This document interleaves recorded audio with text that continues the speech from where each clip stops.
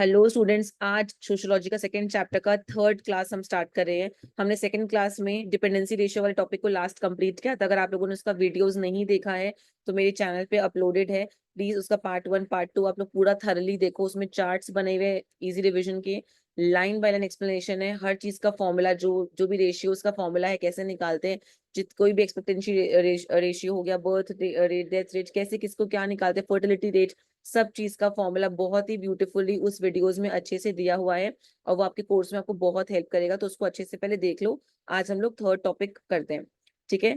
Third topic जो है ये आपका बुक का जो पीडीएफ है एनसीईआरटी का, उस टॉपिक में से मैं आपको दिखाती हूँ। हम आज जो थर्ड टॉपिक स्टार्ट करने वाले हैं,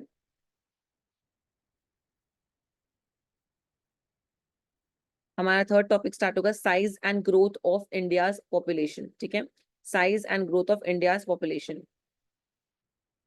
और ये जो चार्ट्स मैं आपको दिखा के याद करवाती थी, ये उसमें से है। सो उसको भी हम लोग खोल लेते ताकि याद करने में काफी आराम रहेगा। मैं आप कॉपी पेन लेके प्लीज अपने बैठ जाओ ताकि हम लोग एकदम रिगरसली इसको प्रैक्टिस कर पाए, रिगरसली समझ पाए। Because sociology is not an easy subject. इसमें ध्यान से अगर आपका थोड़ा सा भी मन भटकेगा, वो पोर्शन पूरा आपका मिस हो जाएगा। जैसे यहाँ पे आप सारे फॉर्मूलाज देख रहे हो, वैसे वहाँ पे मैंने सेपरेटली हर एक फॉर्मूलाज अच्छे से बताया है। लास्ट हम लोगों ने यहाँ पे डिपेंडेंसी रेशियो वाले टॉपिक पे कंप्लीट किया था। So now will start with, ये उसी का फ्लो चार्ट वगैरह है।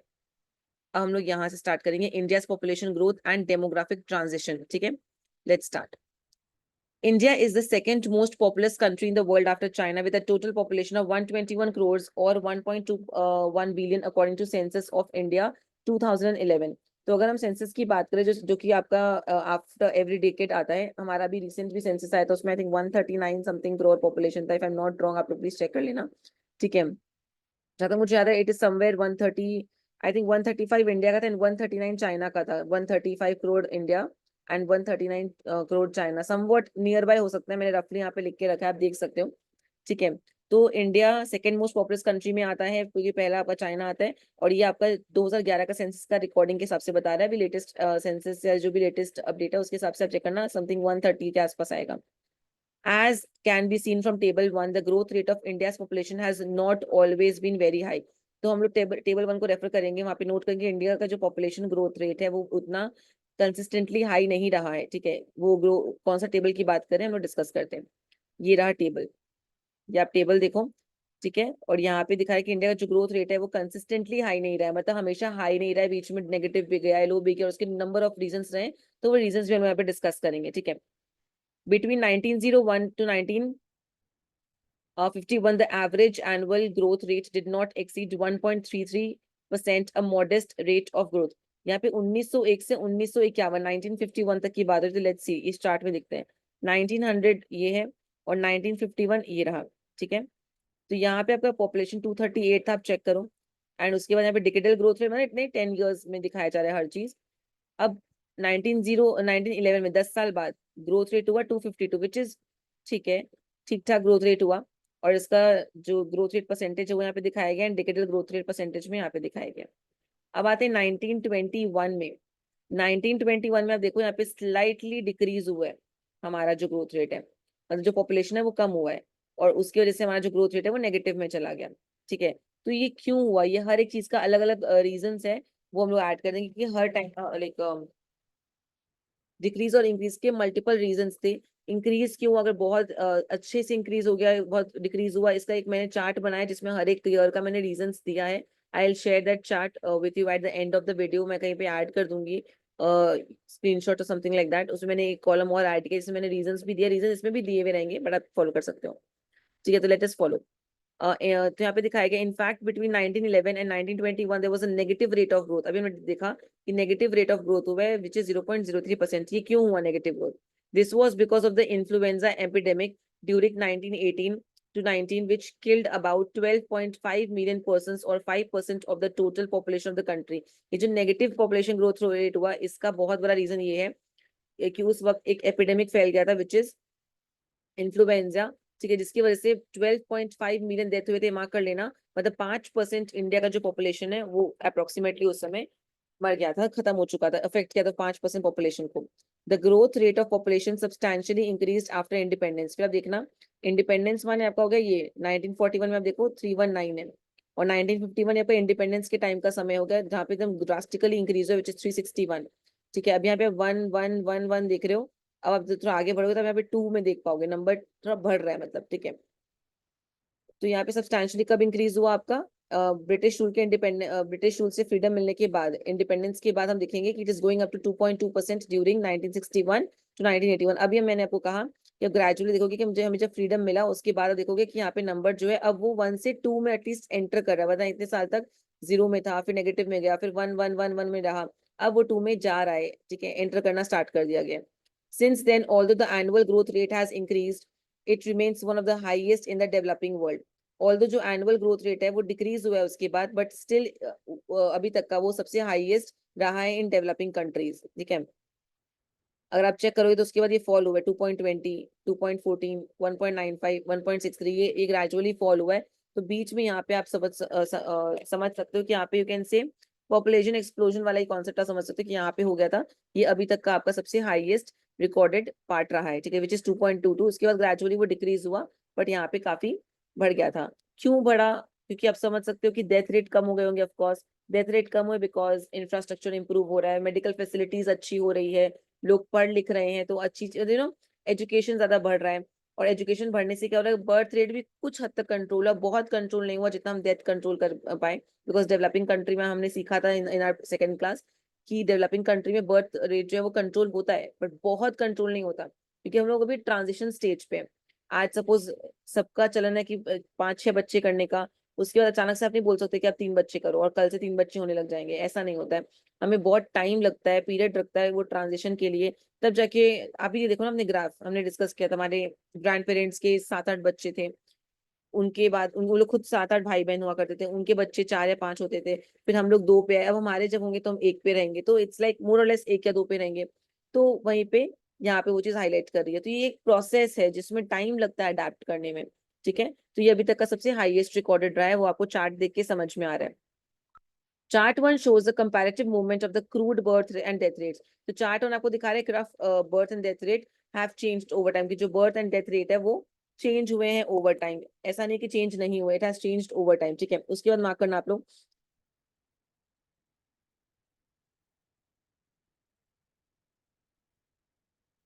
जस्ट 1 सेकंड, मैंने एक ग्राफ का भी फोटो, अगर ठीक है मैं ग्राफ का पिक्चर लास्ट में ऐड कर दूंगी, आई थिंक यहाँ पे अभी ऐड करना पॉसिबल नहीं होगा।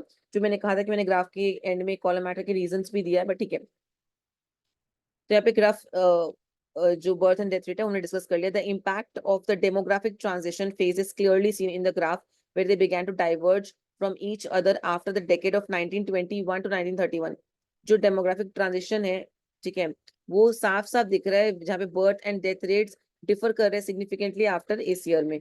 21 से 31 में आप देख सकते हो, कहाँ है 21 से 31, यहाँ पे 21 से 31 में आप देख सकते हो। मैंने आपको कहा ना कि इतना 51 से सीधा 79 हो गया है, 279। और उसके पहले आप देखो तो 38 से 52 हुआ था, बहुत लंबा डिफरेंस नहीं हुआ है।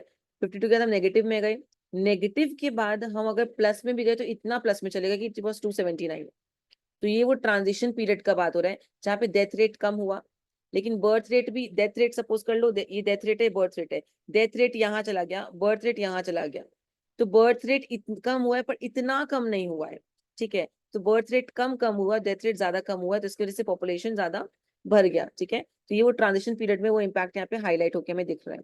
नेक्स्ट में आते हैं, before 1931 both death rates and birth rates were high. अभी हमने पढ़ा देखा कि 1931 के पहले कहाँ गया, ये आप देख सकते हैं, अभी नेगेटिव में चले गए थे हम लोग बिकॉज ऑफ इन्फ्लुएंजा। तो बर्थ रेट भी हाई था, डेथ रेट भी हाई था बिकॉज ऑफ दैट डिजीज। ठीक है, इन्फ्लुएंजा की वजह से। सो यहाँ पे आफ्टर दिस ट्रांजिशनल मूवमेंट, इस मूवमेंट के बाद डेथ रेट्स फेल शार्पली, फिर डेथ रेट गिरे, but the birth rates only fail slightly. हमने डिस्कस किया कि डेथ रेट गिरे पर बर्थ रेट थोड़ा स्लाइटली गिरा, ज्यादा नहीं गिरा। Next, the principal reasons for the decline in the death rate after 1921 were increased level of control over famines and epidemic disease। अभी जो 1921 के बाद डेथ रेट में गिरा गिरा है, फॉल हुआ है, उसका दो बहुत मेजर कारण है, 2-3 कारण है। एक तो मैंने आपको बताया इंप्रूव्ड हेल्थ फैसिलिटी, और उसके अलावा जो एपिडेमिक डिजीज है जैसे इन्फ्लुएंजा वगैरह जो होते हैं वो सब कंट्रोल हो गए थे, उसके मेडिसिन बन गए थे, उसके वैक्सीन आ गए थे, फेमाइन वाला जो प्रॉब्लम था, भूखमरी का, वो खत्म हो गया था, उस पर कंट्रोल हो गया था, तो इसकी वजह से लोग मर कम रहे थे, तो वैसे भी आपका डेथ रेट कम हो गया। अगर मैम बोले कि reasons for decreased death rate, you can add all these points for my reduce level of famines, epidemic disease, improved medical facilities, आप ये सारे points add कर सकते हो। The latter cause was perhaps the most important, तो epidemic disease control, the latter means epidemic disease जो control हुआ है ना, वो सबसे basic crucial था। The major epidemic diseases in the past were fevers of various sorts, plague, smallpox, cholera। ठीक है, तो यहाँ पे दिखा रहा है कि पहले जो epidemic disease हुए हैं वो अलग अलग टाइप के थे, लाइक बुखार हो गया, प्लेग, स्मॉल पॉक्स, ये कुछ कुछ नेम से ये आप मार्क कर लो, ये एक दो मार्क के कभी आएंगे एमसीक्यूज वगैरह में तो आ जाएंगे। But the single biggest epidemic was the influenza, पर सबसे बड़ा जो एपिडेमिक आया था, छोटे मोटे तो देखिए आते रहते हैं, पर सबसे बड़ा जो एपिडेमिक आया था वो इन्फ्लुएंजा एपिडेमिक है of 1918 to 1919, which killed as many as 170 lakh people or about 5% of the total population of India at that time। सबसे बड़ा ये है, इसने 170 लाख लोगों को मारा था, 5% इंडिया का पॉपुलेशन को पूरा खत्म कर दिया था। ये बार बार कॉपी में लिख लो, influenza hyphen hyphen 170 lakh people hyphen 5% people were dead during that time. ये आपको एकदम अच्छे से लिख लेना चाहिए। Estimates of deaths vary, death का जो एस्टिमेशन है वो वैरी कर सकता है, कहीं कुछ हायर है, ठीक है। और it is also known as, ये जो इन्फ्लुएंजा का हम जो नाम ले रहे हैं इसको, it is also known as Spanish flu. The influenza pandemic was a global phenomenon, see the box below. A pandemic is an epidemic that affects a very wide geographical area. यहाँ पे दिया होगा, मैं दिखाती हूँ आपको।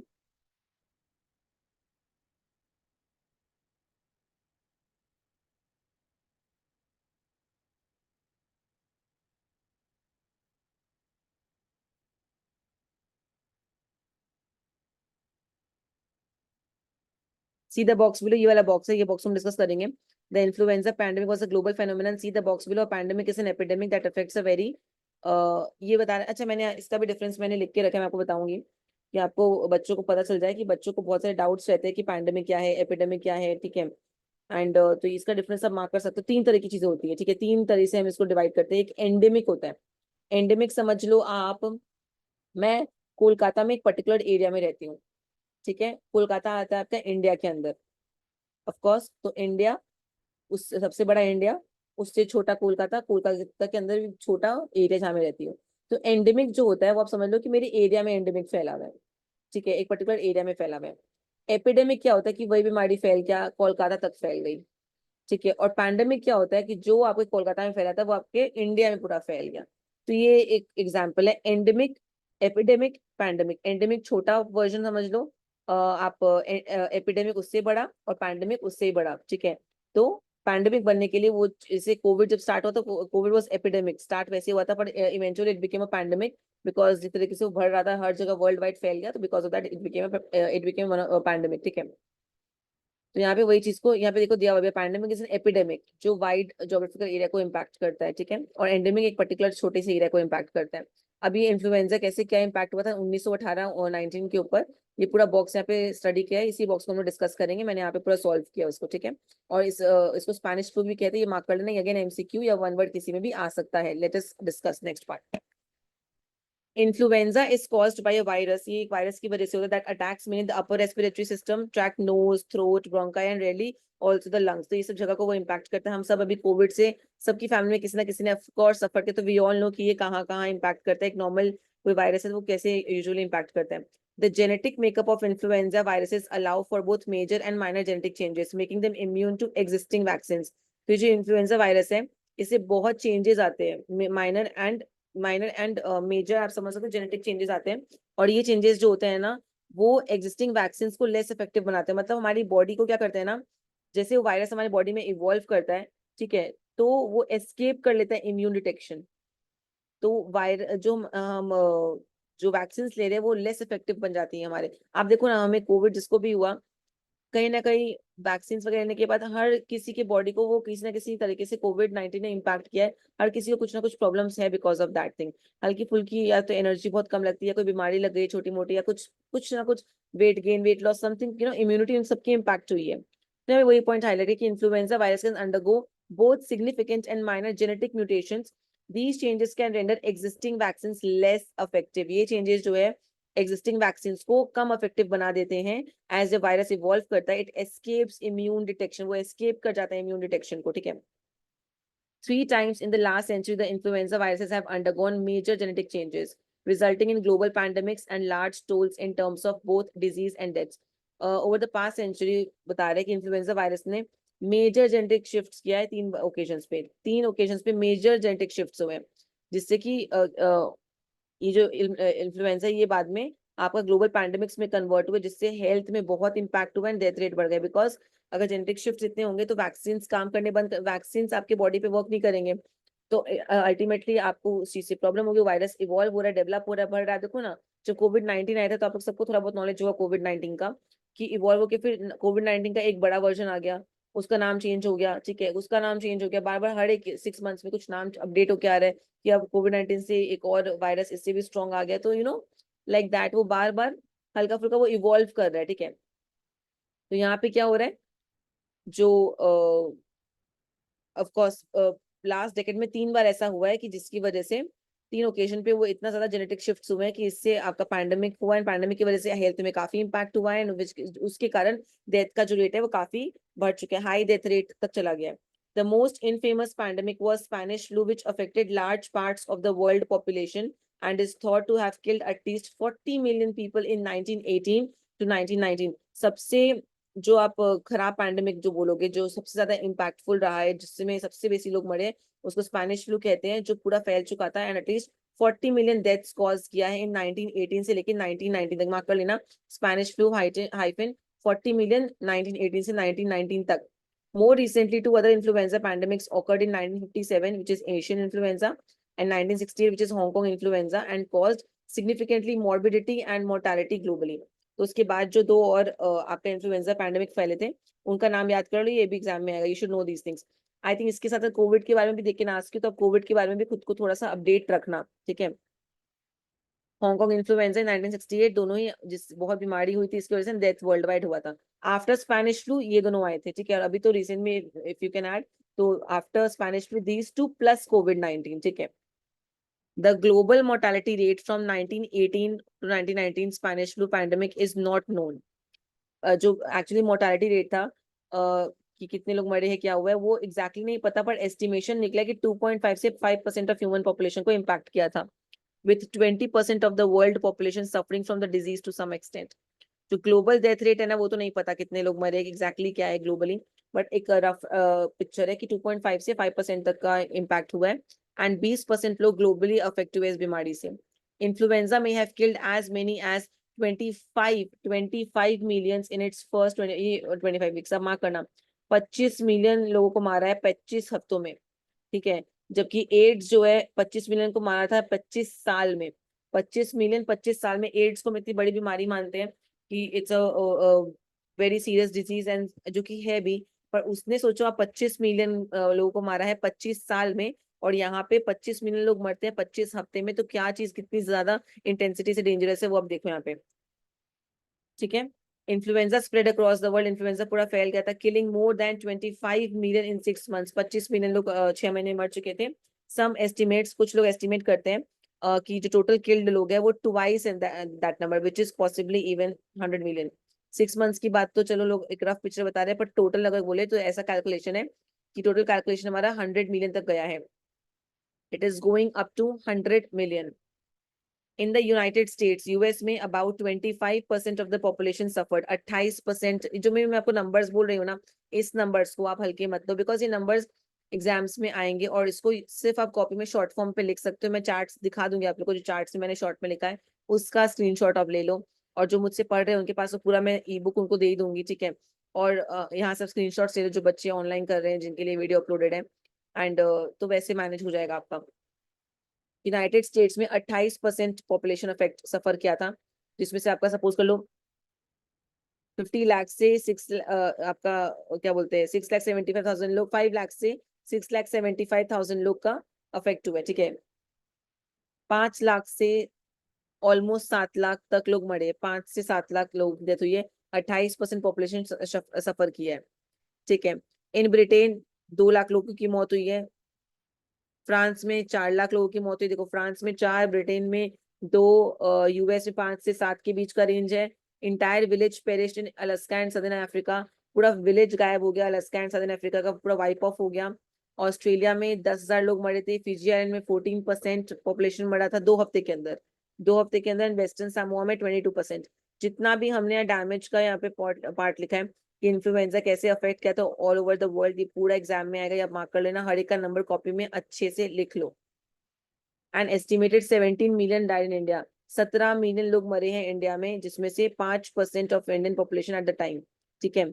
17% ओवरऑल डेथ हुआ था, जिसमें से 5% ऑफ इंडिया का काउंट कर लो, ठीक है, और 12 बाकी की जगहों का था।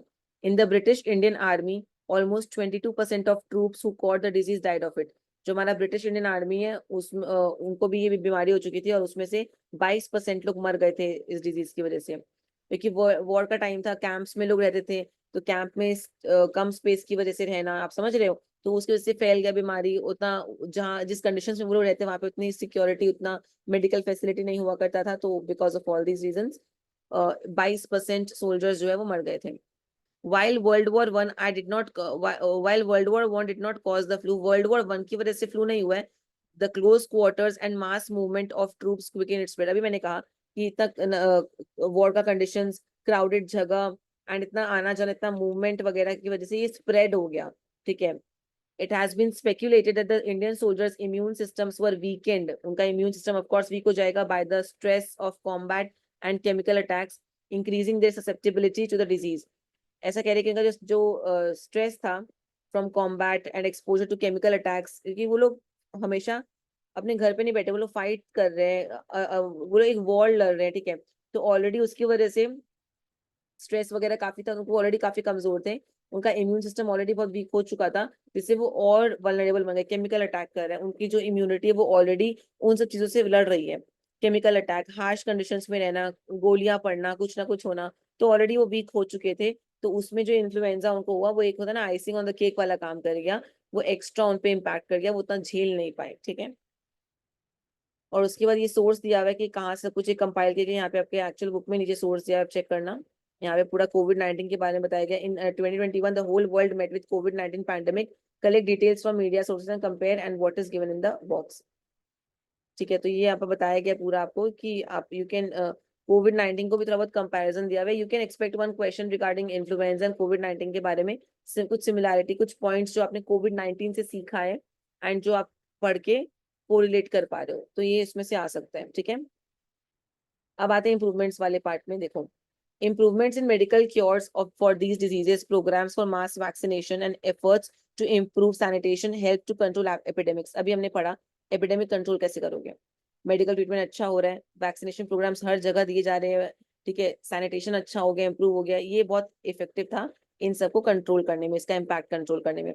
How ever disease like malaria, tuberculosis, diarrhoea, dysentery, ये सब चीजें तो आज भी लोगों को मार रही है, और ये सब डिजीजें चलती आ रही है, although the numbers are nowhere as high as they used to be in the epidemics of the past। दो नंबर्स उतने हाई नहीं है जितने पहले हुआ करते थे, बट हाँ ये सब चीजें, ये सब बीमारियां आज भी है, दो there impact is much less severe, क्योंकि अभी मेडिसिन है, अभी क्योर है, अभी आप इस चीज पे काम कर सकते हो, तो उस अकॉर्डिंगली आप अगर देखो तो इसका इम्पैक्ट बहुत कम है as compare to the past epidemics, इसका इम्पैक्ट काफी कम है। Surat witnessed a small epidemic of plague in September 1994। Surat में एक एपिडेमिक हुआ था सितंबर 1994, ठीक है, plague. While dengue and chikungunya epidemics are since reported in various parts of the country। तो सूरत में एक माइनर प्लेग हुआ था 94 में, एंड उसके बाद डेंगू, चिकनगुनिया और भी रीजन्स में हुआ है, उसके बाद इंडिया में। Famines were also major and recurring source of increased mortality। Ma'am पूछेगी ना कि apart from influenza what were the other diseases that were uh, the reason for the mortality, increased source of mortality, write down the name of these diseases। famines disease नहीं है, but famines भी एक historical एक बहुत बड़ा चीज है जो हाई डेथ रेट कॉज, भूखमरी, ठीक है। famines were caused by high levels of continuing poverty। इतनी गरीबी रहेगी तो आप इंसान भूखा मर रहा है, एंड कुछ ग्रो नहीं कर पा रहा है, and malnutrition in the agro climatic environment that was very vulnerable to variations in rainfall. Famine, कुछ ग्रो नहीं कर पा रहे हो, बारिश नहीं हो रही, मतलब वो सब चीजें जो फार्मर्स सफर करते हैं। फमाइन होती है because of consistent poverty, mall nutrition, और उसको एड ऑन कर दो आप, एग्रीकल्चर कंडीशन सपोर्ट नहीं कर रहा है जहाँ पे that were highly sensitive to changes in rainfall, जो पूरा पूरा बारिश पर डिपेंडेंट है। तो फमाइन भी तुम्हारा कलेक्टिव रीजंस की वजह से होता है, ठीक है। एक कुछ फोटो था उस टाइम का फमाइन का, अगर मुझे दिखेगा तो मैं आप लोगों को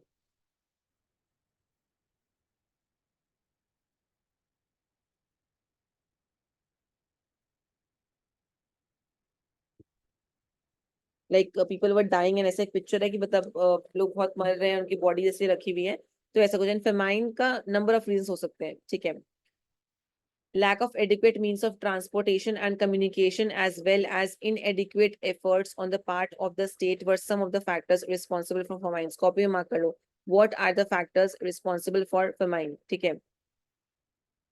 दो क्वेश्चन आते हैं famine के ऊपर. Why famines were caused and what are the factors responsible for it? Famines क्यों होते थे? ऊपर दिया हुआ है. It occurred due to poverty and malnutrition and conditions of agriculture conditions जो एकदम रेनफॉल को लेके काफी रेनफॉल को चेंजेस को लेके काफी सेंसिटिव है.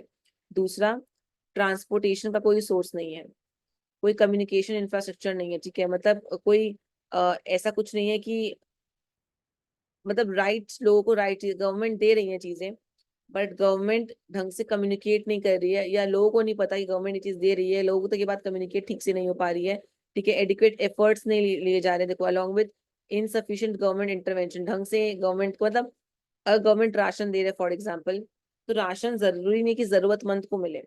आज राशन कार्ड अगर सबके पास है तो हर एक इंसान को पता है कि अब वो वेल ऑफ है, वो राशन कार्ड का अमाउंट, राशन कार्ड का जो सामान है सस्ते मिल रहा है वो लेना वो डिजर्व नहीं करता है, तो उसे नहीं यूज करना चाहिए, पर फिर भी लोग यूज करते हैं। तो राइट ऑडियंस को राइट चीज नहीं मिल रहा है, राइट लोगों को चीजें नहीं मिल पा रही है, ये सब कारण है फेमाइंस का, ठीक है। However, as scholars like Amartya Sen and others have shown, famines were not necessarily due to fall in food grain production. They were also caused by a failure of entitlements or the inability of people to buy or otherwise obtain food. तो अमर्त्य सेन जो scholar doctor Eugen से, उन्होंने कहा था कि famines का कारण सिर्फ फूड के प्रोडक्शन का कम होना नहीं है, खाना का जो प्रोडक्शन है वो कम है इसलिए नहीं है, बट लोगों का इनएबिलिटी है कि वो फूड को एक्सेस नहीं कर पा रहे हैं because of economic and social factors.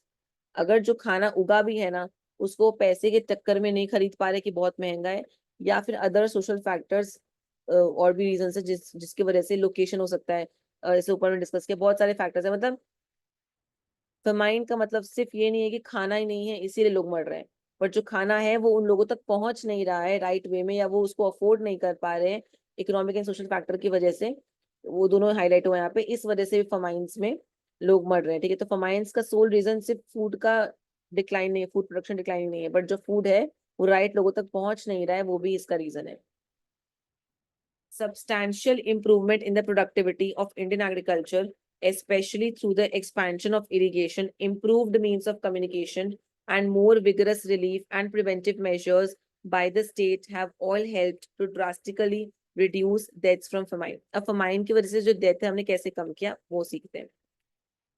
हमने enhancement किया agriculture productivity को, मतलब irrigation बढ़ाया, production बढ़ाया, ठीक है। हमने बेटर कम्युनिकेशन सिस्टम सेटअप किया था कि हम कम्युनिकेट कर पाए, हम जान पाए। अगर हमें पता ही नहीं होगा कि नीड कहाँ पे है, अगर हम ढंग से कम्युनिकेट नहीं करेंगे गांव के अंदर जाके लोगों से, लोग हम तक नहीं पहुंच पाएंगे, कोई कम्युनिकेशन चैनल नहीं होगा, तो कैसी चीजें इंप्रूव होगी। तो एक कम्युनिकेशन सिस्टम बनाया गया ठीक से, ताकि अगर हम कुछ दे रहे हैं तो सबको पता चले, मतलब गवर्नमेंट और लोगों के बीच का एक बैरियर हटाया गया कि हम लोग कम्युनिकेट कर पाए चीजों को। एंड गवर्नमेंट ने रिलीफ सिस्टम निकाला, प्रिवेंशन एफर्ट्स दिया, अलग अलग बहुत सारे स्कीम्स लेके आए, सिस्टम लेके आए। इन सब चीज से सिग्निफिकेंटली रिड्यूस हुआ उनका फेमाइन रिलेटेड डेथ। जैसे कि जिनको जेन्युइनली जरूरत है राशन कार्ड की, चेक करना कि उनको मिला है ना, उनसे कम्युनिकेशन होना, ठीक है। कुछ गवर्नमेंट रिलीफ प्रोग्राम्स बनना, प्रिवेंशन एफर्ट्स की, इसको रोक कह सकते हैं, उसको मतलब होने से रोकने के लिए काफी कुछ एफर्ट्स करना, ठीक है। तो ये सब चीजें उन्होंने ट्राई की। सपोज ट्रांसपोर्टेशन में इंप्रूवमेंट लाए होंगे वो लोग, थोड़ा सा हर ओवरऑल फैक्टर्स में जहां जहां लूप होल से वहां पे तो इंप्रूवमेंट लाके उन्होंने कंट्रोल करने का पूरा पूरा ट्राई किया। Nevertheless starvation deaths are still reported, but फिर भी जो भूख से मरने वाला डेथ है वो आज भी रिपोर्ट होता है बैकवर्ड रीजन्स में, आज भी लोग भूख से मरते हैं। आप देखो ना, हम जब घर में खाना खाते हैं तो हम लोग जब खाना गिरा देते हैं, हमें घर का कोई ना कोई एक बड़ा जरूर डांटता होगा कि आपको ज्यादा मिल गया ना इसलिए आप गिरा रहे हो। जाके देखो जहाँ पे लोग एक एक रोटी के लिए, एक एक बाइट के लिए तरसते हैं। तो ये डायलॉग हम सब बच्चों ने, इंडियन बच्चों ने तो फॉर श्योर सुना होगा अपने किसी बड़े से या अपने माँ बाप से। क्यों कहते हैं? बिकॉज बहुत सारे रीजन ऐसे हैं जहाँ पे लोग सच्ची में एक एक बाइट के लिए, एक एक दाने के लिए तरस रहे हैं। तो यहाँ पे वो कह रहे हैं कि स्टार्वेशन डेथ आज भी होता है, क्योंकि इतना बड़ा हमारा पॉपुलेशन इतना ज्यादा है कि हम हर जगह पहुंच पाए, और जब तक डैमेज कंट्रोल हो पाए, डैमेज ऑलरेडी हो जाता है, ठीक है, इतना हर जगह पहुंच पाए या लोग हम तक पहुंच पाए, इस तादाद में पॉसिबल नहीं हो पाता है, या जब तक हम पहुंचते हैं तब तक ऑलरेडी कुछ डेथ्स हो ही जाते हैं। तो सारे फैक्टर्स है इसमें। तो इसके लिए गवर्नमेंट ने एक एक्ट निकाला, the Mahatma Gandhi national rural employment guarantee act. इसको आप नेशनल बहुत जगह रूरल एम्प्लॉयमेंट गारंटी एक्ट ही बोलते हैं, महात्मा गांधी नाम कहीं कहीं पे हटा देते हैं। तो ये बुक टू बुक डिपेंड करता है। Is the latest state in short में लिखने के लिए, that's the only reason, is the latest state initiative to tackle the problem of hunger and starvation in rural areas. तो उन्होंने एक Mahatma Gandhi national rural employment guarantee act निकाला, government का programme था, जो एक जिसका फोकस है हंगर को एड्रेस करना एंड स्टारवेशन को, कि भूख से लोग मर रहे हैं, इन दोनों पॉइंट को एड्रेस करना। ये गवर्नमेंट की तरफ से एक इनिशिएटिव था। Unlike the death rate, the birth rate has not registered a sharp fall. Death rate तो बहुत कम हो चुका है, but birth rate has not shown a similar sharp decline. मैंने अभी डिस्कस किया था आप लोगों के साथ, डेथ रेट तो काफी कम हुआ है, पर बर्थ रेट, सपोज ये डेथ रेट है, बर्थ रेट यहाँ तक कम हुआ है, इतना कम नहीं हुआ है, इतना कम होना जरूरी है। This is because the birth rate is a socio-cultural phenomenon that is relatively slow to change. Because birth rate काफी सारे socio-cultural factors पे depend करता है, and वो time लेगा। हमने अभी डिस्कस किया, हमने पहले भी डिस्कस किया है कि आज लोग 4 बच्चे कर रहे हैं कॉन्सेप्ट, कल बोलेंगे आपको एक ही करना है, तो अचानक से सब बदल नहीं जाएगा। ऐसा नहीं, लोग नहीं मानेंगे, 10% 20% मान भी जाएंगे, पर 80% नहीं मानेंगे। तो बहुत साल लगेंगे, इट्स अ प्रोसेस, ठीक है, तो इतना जल्दी चेंज नहीं होगा। By and large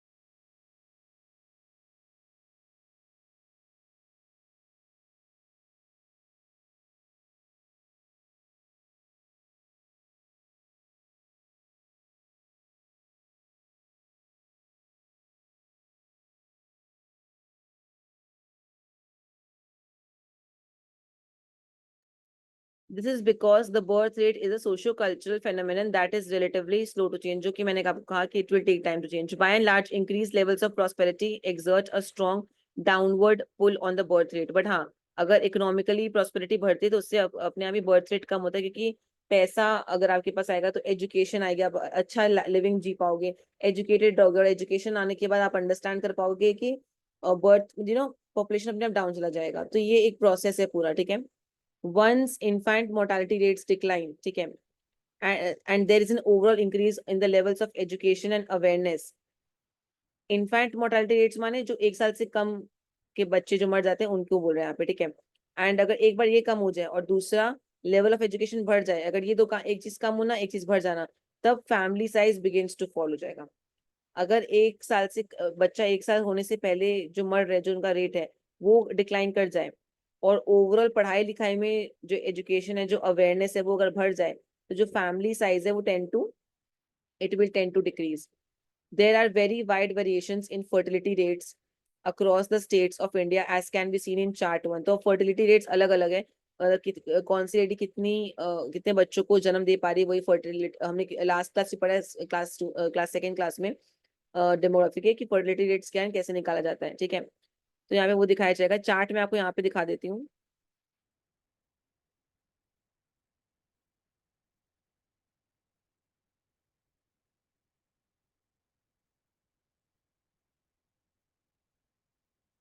as can be seen in chart 1 on page 13। Page 13 में यहाँ पे दिखा रहे हैं, पेज 13, ये देखो अभी चार्ट देखो, यहाँ पे जो रेड वाली लाइन है वो डेथ रेट है, ब्लू वाली लाइन बर्थ रेट है। आप देखो 1901 से 90 में हम 40 के यहाँ पे ऑलमोस्ट नियर बाय थे, 40, और डेथ रेट आपका 50 है, सॉरी डेथ रेट 40 के आसपास है, बर्थ रेट आपका 50 है। फिर आप चेक करो 1911 से 20 में हमारा दोनों death rate and birth rate दोनों सेम था। 21 से 30 में आप देखो, जो हमारा डेथ रेट है वो फॉल कर रहा है, और जो हमारा बर्थ रेट है वो आपका गिर रहा है, पर बहुत नहीं गिरा, बहुत ड्रास्टिकली गिरना नहीं बोलेंगे। फिर आप देखो डेथ रेट गिरते जा रहे, गिरते जा रहे, गिरते गिरते काफी गिरा है, फिर बीच में थोड़ा सा बढ़ा है स्लाइटली, फिर वापस से गिर रहा है। पर आप यहाँ पे देखो ये भी गिर रहा है काफी टाइम तक। देखो बर्थ रेट पहले यहाँ पे सेम रहेगा इस तरीके से, देखो एंड हल्का सा गिरता है, फिर अगेन राइज होता है and again and then gradually गिर रहा है, लेकिन इतना ज्यादा फॉल नहीं हुआ है। डेथ रेट जितना फॉल नहीं हुआ है, ऐसा नहीं बोलेंगे कि फॉल हो ही नहीं रहा, पर डेथ रेट जितना फॉल नहीं हुआ है। तो ये चार्ट यहाँ पे दिखाया गया, ठीक है। फर्टिलिटी रेट्स ग्रेटली वैरी करता है डिफरेंट स्टेट्स इन इंडिया में, और ये हमने चार्ट 1 में देखा ही है। Some states like Andhra Pradesh, Himachal Pradesh, Punjab, Tamil Nadu, West Bengal have managed to bring down their total fertility rates to 1.7. 1.7 माने आप approximately 2 बच्चे समझ लो, ठीक है। 2 बच्चे हर जन कर रहे, ये सारे स्टेट्स ने fertility rates को यहाँ तक lower down कर दिया है। This means that the average woman in these states produces only 1.7 children. 1.7 का मतलब 2 बच्चे प्रोड्यूस कर सकते हैं, which is below the replacement level. Replacement level भी हमने सेकेंड क्लास में किया था। रिप्लेसमेंट लेवल में क्या होता है कि अब जो यंग जनरेशन है उसका पॉपुलेशन बढ़ रहा है, तो यहाँ पे अगर जो यंग बच्चे जो न्यू बॉर्न किड्स है उनका अगर नंबर कम होगा, और जो ओल्ड किड्स है जब वो मरेंगे तो उनको मर के नए बच्चे रिप्लेस कर रहे हैं, which is a good thing. ठीक है, ऐसे पॉपुलेशन इन फ्यूचर कंट्रोल ही होगा। अगर रिप्लेसमेंट लेवल आया तो रिप्लेसमेंट लेवल के बाद पॉपुलेशन हमेशा कंट्रोल में आता है, ठीक है। तो जो कि अगर यहाँ पे जो नंबर बोला 1.7 ये रिप्लेसमेंट लेवल से भी कम है। And Kerala TFR is also below the replacement level. Kerala का भी टीएफआर रिप्लेसमेंट लेवल से बिलो है। एंड केरला आप सबको पता है हाईएस्ट लिटरेसी रेट है केरला की। जितना पढ़े लिखे रहोगे तो आपको वहाँ पे ये सब चीज होंगी। वहाँ पे लोग पढ़ने के बाद पीपल अंडरस्टैंड कि ये नहीं करना चाहिए, इतने बच्चे करना कोई बहुत ही यू नो होशियारी की बात नहीं है। पॉपुलेशन वाइज भी नेशन के लिए भी ओवरऑल अच्छा नहीं है ये, it's not healthy, which means that the population is going to decline in future. इसका मतलब क्या, भविष्य में तो पॉपुलेशन गिरेगा। मैंने वो कहा रिप्लेसमेंट लेवल से भी कम है अगर, तो फ्यूचर में आप सोचो ना कि अगर रिप्लेसमेंट लेवल पे आने के बाद भी फ्यूचर में डिक्लाइन करता है पॉपुलेशन, तो अगर ये रिप्लेसमेंट लेवल से भी कम है तो जो डिक्लाइन करता उससे भी और डिक्लाइन करेगा। But there are some states, but कुछ स्टेट्स ऐसे लाइक बिहार, मध्य प्रदेश, राजस्थान, उत्तर प्रदेश, जहाँ का अभी भी टोटल फर्टिलिटी रेट हाई है। आपको पता है राजस्थान वगैरह में है, बिहार वगैरह में अभी भी हाई है। In 2016 the TFRs of these states were 3.3, 4 बच्चे का नॉर्मल, या 2.8, 3 बच्चे, 2.7 अगेन 3 बच्चे, और 3.1, मतलब ये रेट्स हाई है of course. According to sample registration system statistical report 2020, India's crude birth rate was 19.5। तो जो सैंपल रजिस्ट्रेशन सिस्टम है उसका रिपोर्ट के हिसाब से इंडिया का जो क्रूड बर्थ रेट है वो 19, एक रफ जो बर्थ रेट है वो निकला था 19.5 पर 1000 people. You can mark this, 19.5 था वो पर 1000 people. The rural birth rate was 21.5 and urban was 16.1। आप देख सकते हो गांव में ज्यादा है बिकॉज गांव के लोग कम पढ़े लिखे होते हैं। शहर में 16.1 है, कंपेरेटिवली लोग पढ़े लिखे ज्यादा होते हैं, ठीक है। तो बर्थ रेट गांव में आपका इतना था, व्हेन इन अर्बन इतना था पर 1000 पीपल, ठीक है। As per these statistics, Bihar with 25.5, Uttar Pradesh with 25.1 account for the highest birth rate in India.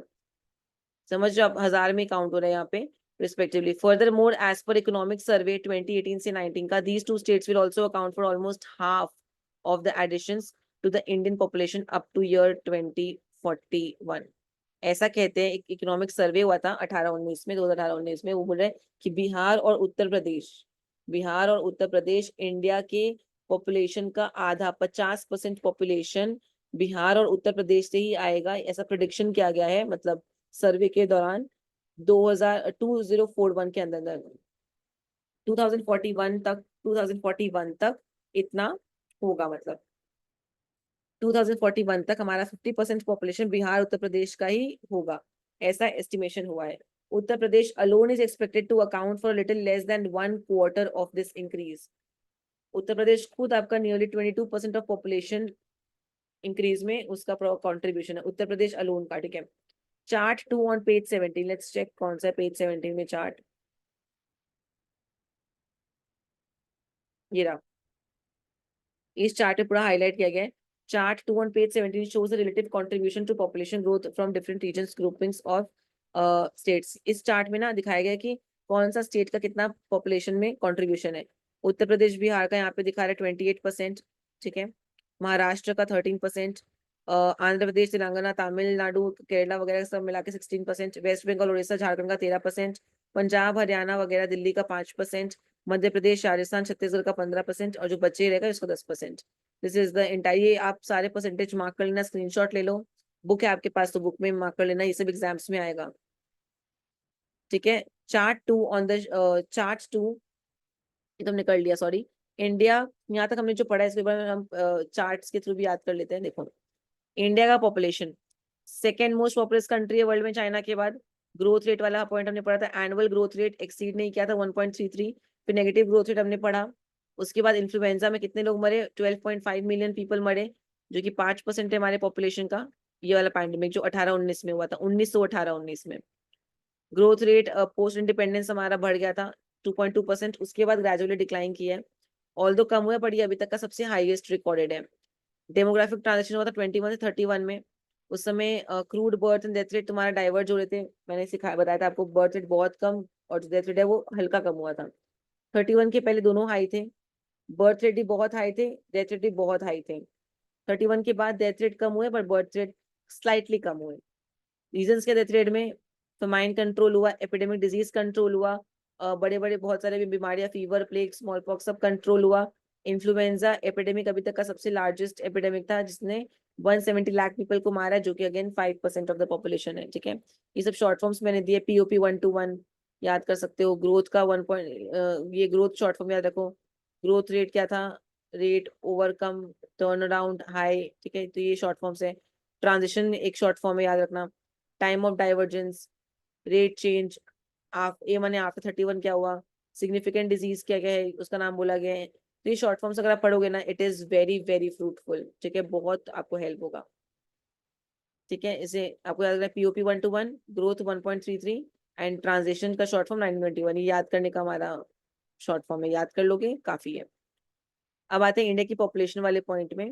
ये तो उसका जो हमने पढ़ा है ऊपर, उसी का फ्लो चार्ट आप देखना। 31 के पहले क्या था, दोनों रेट हाई थे। 31 के बाद डेथ रेट शार्पली डाउन जा रहा है, बर्थ रेट डिक्लाइन कर रहा है स्लाइटली। फिर माइंड कंट्रोल हुआ, बीमारी कंट्रोल हुई, जो हमने ऊपर डिस्कस किया वही है। अब हम यहाँ पे पढ़ेंगे। फिर इन्फ्लुएंजा वायरस के बारे में हमने पूरा डिटेल में पढ़ा था, उसका चार्ट है ये। Influenza virus upper respiratory tract को अफेक्ट करता है, जेनेटिक चेंजेस होते हैं। कौन सा फ्लू कब हुआ था, मेजर पैंडेमिक्स अगर मैम पूछेगी ये 3 नाम मार्क कर लो, Spanish flu, ancient influenza, Hong Kong influenza, ये यहाँ पे दिया हुआ है। स्पेनिश फ्लू का इम्पैक्ट क्या था, बहुत लोग मरे थे, इसमें तुम्हारा 40 मिलियन पीपल का डेथ हुआ था। स्पेनिश फ्लू में 40 मिलियन, ऊपर में 170 लाख था इन्फ्लुएंजा में। ग्लोबल मोर्टेलिटी रेट क्या है, ऐसा बोलते हैं कि 2.5 से 5% के लोग मरे थे एंड 20% का पॉपुलेशन पूरा सफर किया था। शुरू में डेथ कितना हुआ था, 25 मिलियन, 25 हफ्ते में मर गए थे। एंड उसके बाद टोटल में 100 मिलियन मरे ऐसा कहते हैं। यूएस में क्या इम्पैक्ट हुआ था, 28% पॉपुलेशन सफर किया था, 5 से 7 लाख के 6,75,000 के बीच का रेंज है। ब्रिटेन में 2 लाख है, फ्रांस में 4 लाख है, इंडिया में 70 मिलियन है। जो मैंने आपको बोला था पॉइंट्स बनाने के लिए, पॉइंट्स ऐसे बनाओ, चार्ट्स ऐसे बनाओ, ताकि अच्छे से याद कर पाओ। पढ़ो तो अच्छे से पढ़ो, क्योंकि चैप्टर, ये सब्जेक्ट इजी नहीं है। I will say this on your face, it's not that easy. इसको अच्छे से मार्क करो, अच्छे से कॉपी में लिखो। ठीक है, इम्पैक्ट क्या हुआ इसका ब्रिटिश इंडियन आर्मी में, 22% हमारा ब्रिटिश आर्मी मर गया था, because of course close quarter से वैसे वो लोग रहते थे, तो इसकी वजह से भी इम्पैक्ट हुआ। अगर मैम पूछेगी what was the influence of world war 1 in spreading the disease, तो ये आप बोल सकते हो। और इसको यहाँ पे कंपैरिजन किया गया पूरा कोविड-19 से, और उसमें आपको क्या बोलते हैं, लिंक भी दिया हुआ है आपके उसमें। मैंने आपको पहले बताया, कंपेयर किया जाएगा इस इन्फ्लुएंजा को विद द कोविड-19 डिजीज। ठीक है, यहाँ पे आपको शॉर्ट फॉर्म दिया हुआ है पूरा, आप देख सकते हो पूरा, वही फ्लो चार्ट बना हुआ है हर चीज का। देखो, ब्रिटेन में 2 लाख, फ्रांस 4 लाख 17 मिलियन, 28% मरे थे, 5 से 7 लाख लोग मरे थे, सब कुछ दिया हुआ है यहाँ पे। अब आएंगे इम्प्रूवमेंट इन मेडिकल केयर। ठीक है, मेडिकल इम्प्रूवमेंट क्या हुआ, मेडिकल वैक्सीनेशन इंप्रूव हुआ, सैनिटेशन इंप्रूव हुआ। उसके बाद करंट एपिडेमिक्स कौन है, कौन कौन से एपिडेमिक्स चल रहे थे, मलेरिया, ट्यूबरक्लोसिस, डायरिया, डिसेंट्री, तो अभी भी होते हैं। छोटे मोटे प्लेग सूरत में हुआ था, सूरत में जो 1994 में हुआ था प्लेग, वो डेंगू चिकनगुनिया होता ही है। तो माइन यहाँ पे बोल रहे हैं मेजर रिकरिंग कॉज क्या मोर्टालिटी का, पहला गरीबी और माल न्यूट्रिशन, दूसरा वल्नरेबिलिटी टू रेनफॉल वेरिएशन, बारिश को लेके जो सेंसिटिव है, तीसरा lack of transportation and communication, ये तीनों बहुत मेजर प्रॉब्लम है फमाइन के। सब चीज पॉइंट्स में दिया हुआ है, स्क्रीनशॉट ले लो, अच्छे से कॉपी में लिख लो, पूरा रिविजन चार्ट सही है। Inadequate state efforts, inadequate efforts है स्टेट के। तो माइंस के कॉजेस क्या है, not solely due to food production declines, फिर है failure of entitlement, food gather नहीं कर पा रहे, ऑब्टेन नहीं कर पा रहे। कैसे इंप्रूव किया? Increase agricultural productivity, agriculture productivity को बढ़ाया सबसे ज्यादा तो इरिगेशन, ठीक है। अच्छा कम्युनिकेशन किया, बातचीत होना, अलग अलग state relief and preventive measure से फेमाइन डेथ कम हुए, 2 स्टार्वेशन, लेकिन फिर भी स्टार्वेशन डेथ हमने पढ़ा था कि वो फिर भी हो रहे थे। फिर उन्होंने एक एक्ट लॉन्च किया जिससे वो स्टार्वेशन को टारगेट कर पाए, महात्मा गांधी, वो एम्प्लॉयमेंट एक्ट था। बर्थ रेट हाई रहा डेथ रेट के कंपैरिजन में, because birth rate socio cultural phenomenon है, स्लोली चेंज होगा। बर्थ रेट का इन्फ्लुएंस क्या है यहाँ पे? Increase prosperity lowers birth rate, कमाओगे तो बर्थ रेट अपने आप कम होगा बिकॉज पढ़ लिख लोगे, ठीक है। एंड उसके बाद आपका फैमिली साइज ऑफ कोर्स कम होगा। फिर हमारे टोटल फर्टिलिटी रेट में क्या वेरिएशन था यहाँ पे दिया हुआ है। इन सब जगहों पे फर्टिलिटी रेट कम है, ठीक है। केरला में सबसे कम है, इन सब जगहों में बहुत ज्यादा है। और करंट स्टैटिस्टिक्स क्या है? इंडिया का बर्थ रेट आपका 19.5, गांव का है 21.1, अर्बन का है एरिया का 16.1, और हाईएस्ट बर्थ रेट बिहार का, उत्तर प्रदेश का नेक्स्ट हाईएस्ट है। भविष्य बोला गया कि 2041 तक बिहार और उत्तर प्रदेश 50% पॉपुलेशन कंट्रीब्यूशन वही करेंगे हमारे देश में, ठीक है। और चार्ट मैंने आपको ऑलरेडी दिखा दिया था पूरा, ठीक है। अब हम लोग ये वाला पार्ट करेंगे विच इज एज स्ट्रक्चर, ठीक है। एज स्ट्रक्चर वाला पार्ट पढ़ते हैं। देखो, India has a very young population, India में यंग पॉपुलेशन बहुत है। That is the majority of Indians tend to be young, जो मेजोरिटी इंडियंस है वो यंग है। And the average age is also less than that for most other countries, और जो as भी है ना, एवरेज एज वो कम है as compare to other countries. Table 2 दिखा रहा है the share of the under 15 age group in the total population has come down from its highest level of 42% to 29%। Let's see कौन से चार्ट की बात हो रही है। ये रहा वो चार्ट, आपको स्क्रीन पे दिख रहा होगा। तो इन्होंने कहा कि 42% 71 में, 71 ये रहा, 42 से कम हुआ है 29 में 2011 में, ठीक है। 2011 में आपको इतना कम हो गया है, कौन सा? 0 से 14 ईयर ओल्ड बच्चे 42 से 29 में आ गए हैं, ठीक है। Next, the share of the 15 to 59 age group has increased slightly from 53% to 63%। और यहाँ पे 53 से आपका 63 तक गया है, देखो ये शेयर, ठीक है। स्लाइटली जो बीच के 15 से लेके 50-60 साल के लोग हैं जो यंग एज ग्रुप में आते हैं, while the share of 60+ age group बहुत कम है, but it has begun to increase over the same period. दो इनका इंक्रीज कम है बट हुआ इंक्रीज, 5 से इनका 7-8 हुआ है, ठीक है। पर इंक्रीज हुआ है बट कम रेट पे इंक्रीज हुआ है। But the age composition of the Indian population is expected to change significantly in the next 2 decades.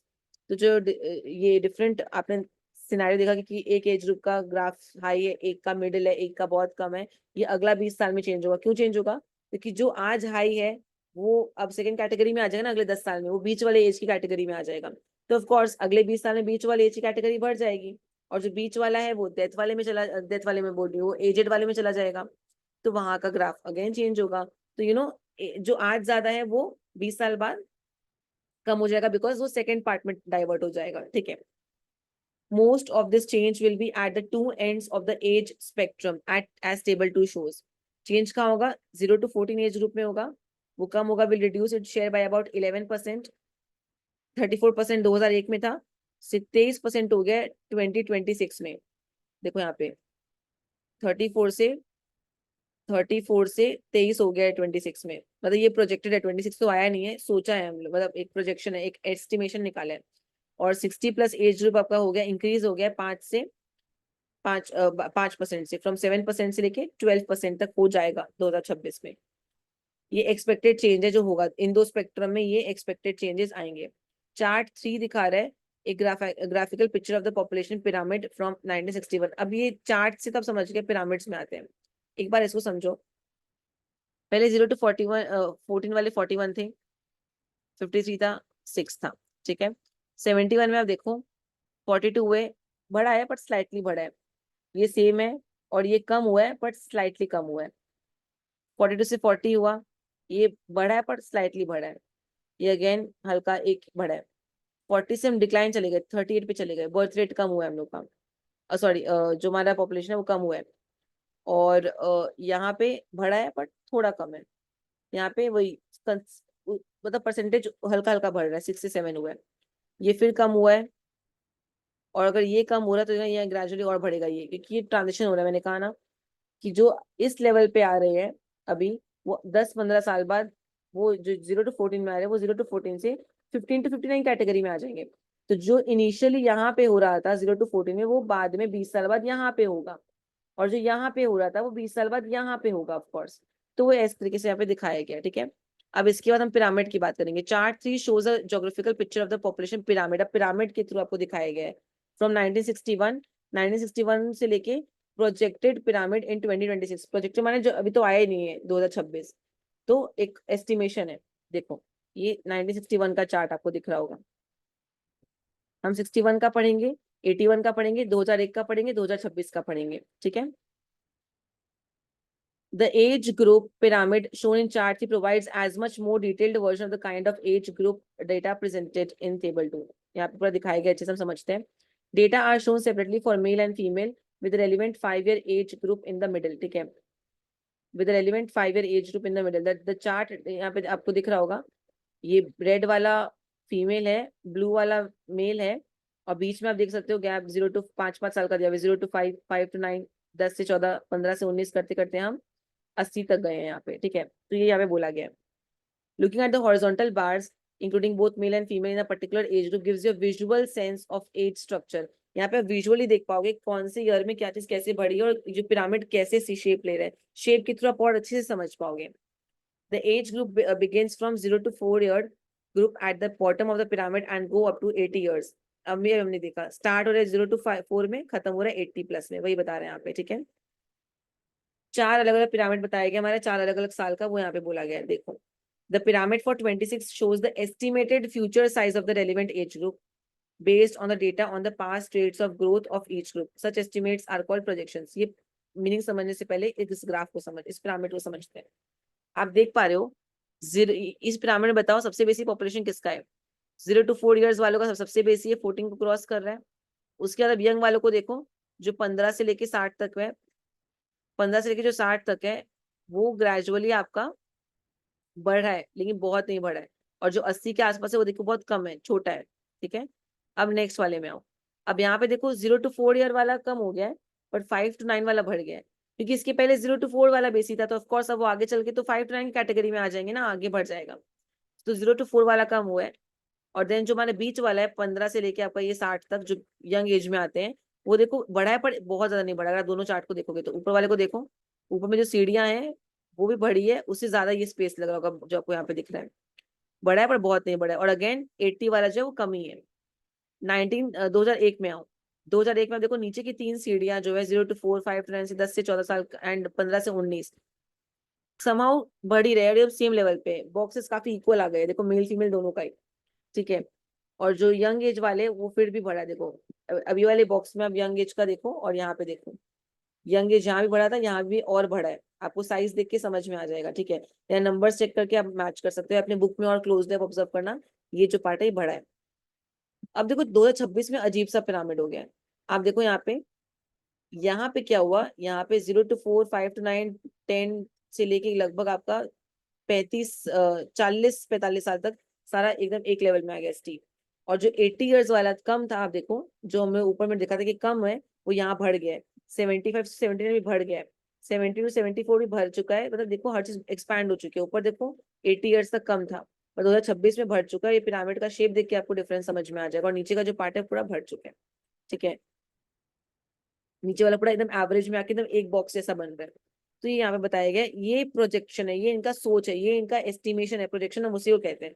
तो 2026 का पिरामिड एक एस्टिमेट बता रहा है पॉपुलेशन डिस्ट्रीब्यूशन का, एज पिछले सालों के ग्रोथ रेट्स को देख के, ठीक है। क्यों बताओ तो यहाँ पे, बिकॉज इवेंचुअली यहाँ पे चीजें आप अगर देख रहे होगे तो नीचे वाली सीढ़ियां बढ़ रही है। तो पहले यहाँ पे एक या दो सीढ़ी थी, 1, 2 से 3 हुई, फिर यहाँ पे 4-5 हुए, तो इवेंचुअली 4-5-6-7 और बढ़ गए। तो हिस्ट्री को देखते हुए अज्यूम करें कि ऐसे करते करते पॉपुलेशन इस तरीके से होगा। These pyramids show you the effect of gradual fall in the birth rate and rise in the life expectancy, ठीक है।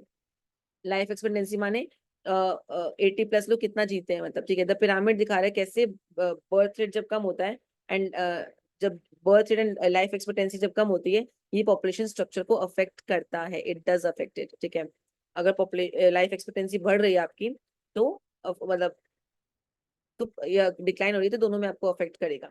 As more and more people begin to live, क्योंकि लाइफ एक्सपेक्टेंसी कम होने का मतलब ये, अगर उनके कि यहाँ पे जो रेट है, अगर लोग बेसी जिंदा रह रहे हैं ओल्डर एज तक, तो जो टॉप ऑफ पिरामिड है वो वाइडर हो रहा है। ये देखो पिक्चर में, आप देखो यहाँ पे, अगर लोग 80 साल से बेसी जी रहे हैं तो ये जो पिरामिड का टॉप है ये देखो और चौड़ा हो रहा है, ये वाइडर हो रहा है, ठीक है। As relatively fewer new births take place, the bottom of the pyramid grows narrower.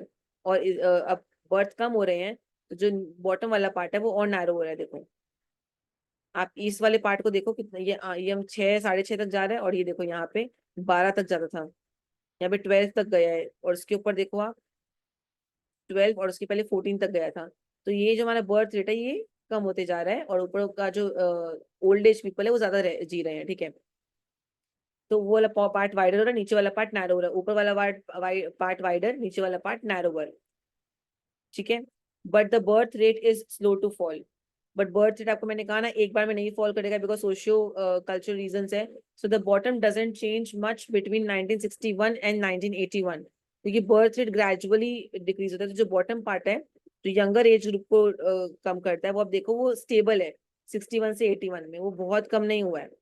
61 से 81 वाले में आते हैं, ये आप देखो ये 81 वाला है, ये और ये आपको देखो ऑलमोस्ट सेम ही लगेगा, इसमें उतना कम नहीं हुआ है, कम हुआ है पर उतना कम नहीं हुआ है, ठीक है। The middle of the pyramid grows wider and wider as it is share of the total population increases. जो मिडिल एज ग्रुप है ना वो और वाइडर हुआ है, मैंने आपको दिखाया ना ये वाला भी।